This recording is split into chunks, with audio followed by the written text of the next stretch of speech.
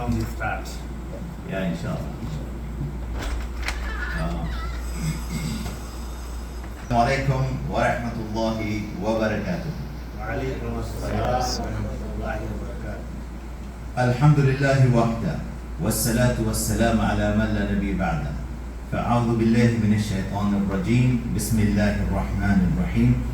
Kuntum khayra ummatin ukhrijat lin-nas ta'muruna bil ma'rufi wa tanhauna 'anil munkar. Allahumma rabbi shrah li sadri wa yassir li amri wahlul 'uqdatam min lisani yafqahu qawli.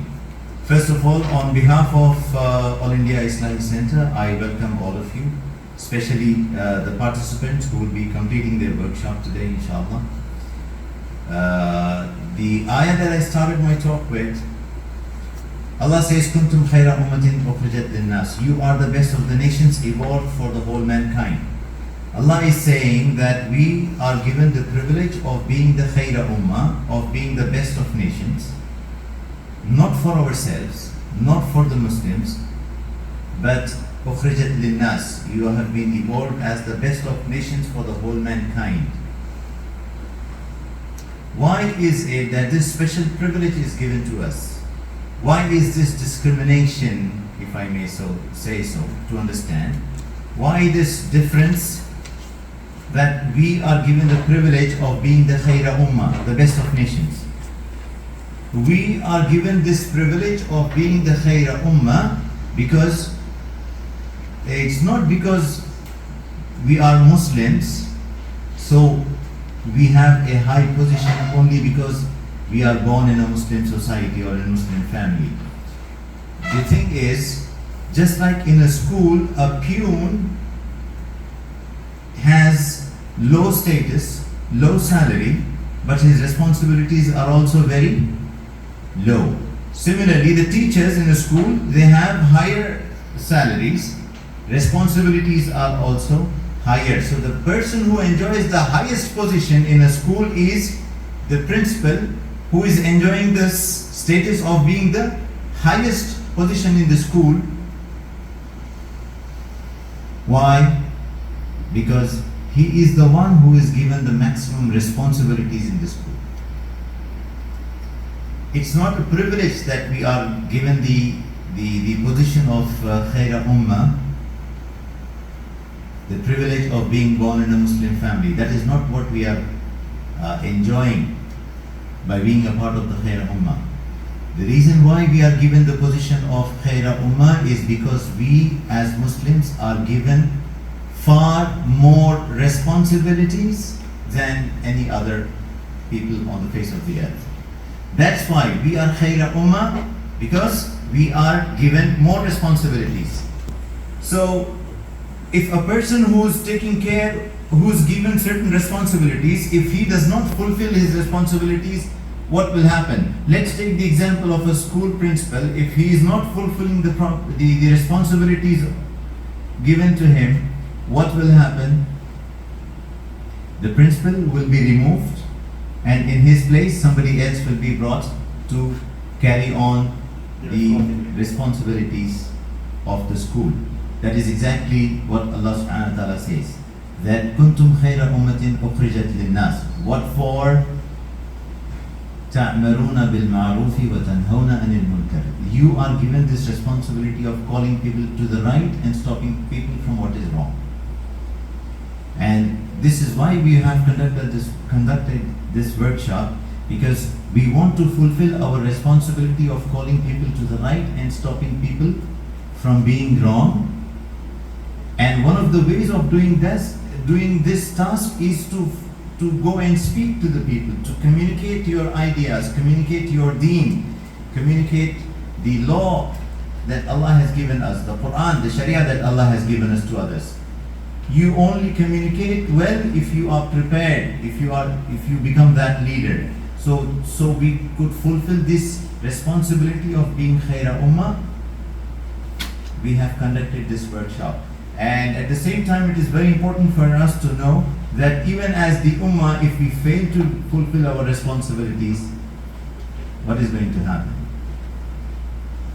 Allah says, وَإِن تَتَوَلَّوْا يَسْتَبْدَلْ قَوْمًا غَيْرَكُمْ ثُمَّ لَا يَكُونُ أَمْثَالَكُم. And if you fail to fulfill your responsibilities, you will be replaced by other nations who will not be like you. So if we don't fulfill this responsibility of being the Khaira Ummah, we will perish, or we will be replaced by other nations who will not be like us. And look at the situation of Muslims throughout the world. We are not doing our duty, and as a result we are seeing the condition that every nation is trying to dominate on us. So the only thing that can save us is the formula which is given to us by Allah subhanahu wa ta'ala. In Surah Al-Asr, Allah says, Wal Asr, Allah swears by time, and He says, Innal insana lafi khusr. For surety the whole mankind is in great loss. Illa alladhina amanu, except those who have iman, wa amil salihan, and those who do good deeds. Wa third one, wa tawasaw bil haqq wa tawasaw bis sabr, and enjoin people to the truth and enjoin people to patience. Now this is the formula for success in this dunya and in akhirah. This surah is considered to be one of the shortest surah in the Quran, but for the success of a man or success of human being in this akhirah and in dunya, this surah, understanding it, implementing it, following this surah will be enough for our salvation.